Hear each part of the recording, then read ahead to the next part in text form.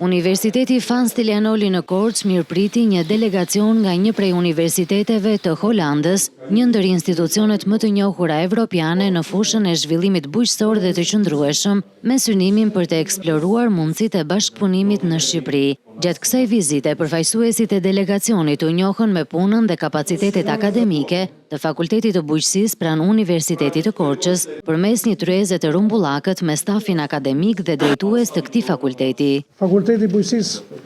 ka sot disa marrëveshje aktive bashkëpunimi me institucione arsimore dhe jo arsimore, brenda dhe jashtë vendit, me sipërmarrje të ndryshme private, me fermerë që kanë histori suksesi, ku studentët kryejnë praktika profesionale. Në kuadër të partneriteteve, janë kryer shkëmbime të stafeve akademike, kërkuesve dhe studentëve,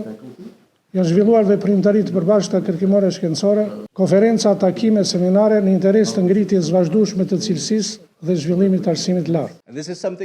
Numri i studentëve është në rënje dhe ky është një fenomen që nuk haset vetëm në Shqipëri, por në mbar botën, pasi të rinjtë e sotëm nuk shikojnë fushën e bujqësisë si diçka me potencial për biznesin e tyre në të ardhmen. Prandaj ne duam të dimë cila është pikpamja juaj për gjërat që duhet të bëjë universiteti, ose çfarë nevojash ka universiteti për ta bërë bujqësinë dhe punën prodhuese në bujqësi, jo për të rinjt.